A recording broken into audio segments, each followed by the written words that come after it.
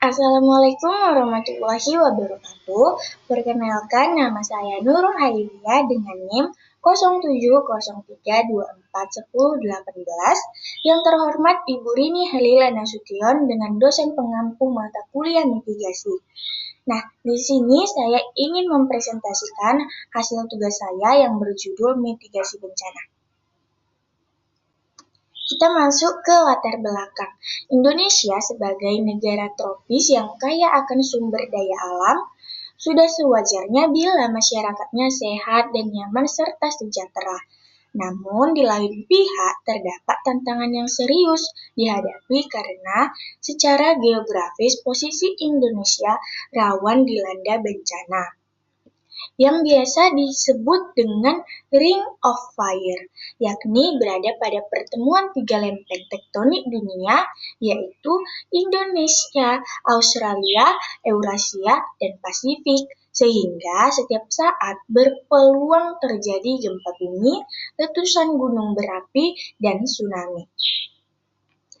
Kita masuk ke rumusan masalahnya, di mana ada 4, yakni apa sih yang dimaksud dengan mitigasi bencana? Apa saja macam-macam bencana yang sering terjadi di Indonesia?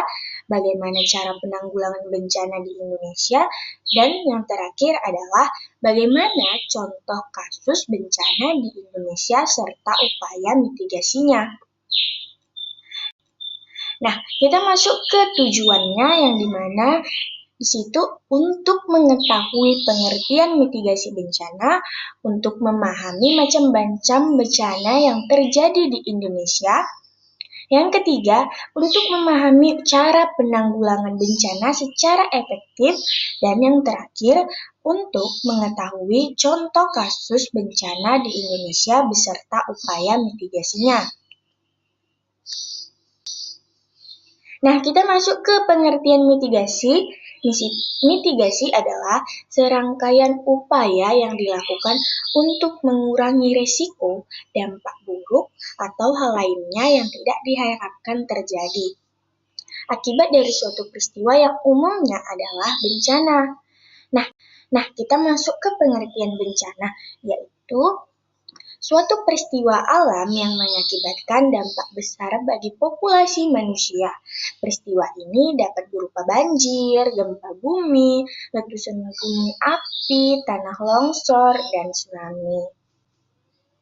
Nah, kita masuk ke dalam bencana dapat terjadi jika yang pertama, kondisi di mana terjadi peristiwa atau gangguan yang mengancam atau merusak hazard. Nah, yang kedua, kondisi di mana terwujud kerentanan vulnerability pada masyarakat. Nah, kita masuk ke tujuan mitigasi bencana. Yang pertama itu meminimalisir adanya korban jiwa akibat bencana. Yang kedua, meminimalisir kerugian yang diakibatkan oleh bencana, meminimalisir kerusakan pada sumber daya alam atau SDA.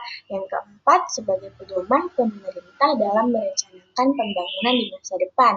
Nah, yang kelima ada meningkatkan kesadaran masyarakat mengenai risiko dan dampak dari adanya bencana tersebut. Nah, yang keenam, membuat masyarakat merasa lebih nyaman dan juga aman. Nah, kita masuk ke dalam jenis-jenis mitigasi, yang dimana ada mitigasi struktural dan mitigasi non-struktural. Nah, mitigasi bencana struktural itu adalah sebuah upaya untuk mengurangi kerentanan bencana dengan rekayasa teknik bangunan tahan bencana. Dan yang kedua ada mitigasi non-struktural yang dimana tidak mengacu pada pembangunan dengan pendekatan teknologi modern. Nah, kita masuk ke macam-macam permasalahan bencana di Indonesia. Yang pertama itu ada gempa bumi. Nah, gempa bumi merupakan getaran yang terjadi di permukaan bumi akibat pergerakan lempeng tektonik.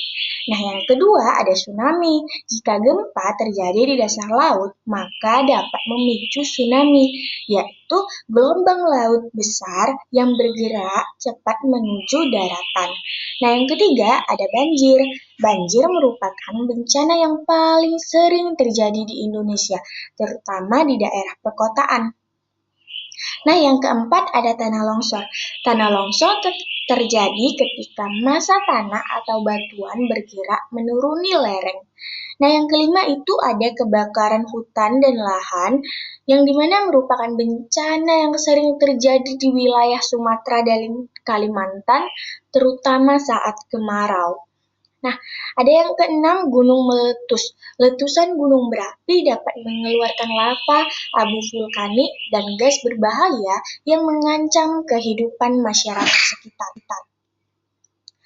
Nah, di sini ada cara penanggulangan bencana. Cara penanggulangan bencana yang pertama itu adalah satu, prabencana. Tahap ini merupakan langkah awal yang sangat penting dalam mengurangi resiko bencana. Yang kedua, ada tanggap darurat. Pada tahap ini, kita fokus utamanya adalah penyelamatan korban dan pemenuhan kebutuhan dasar.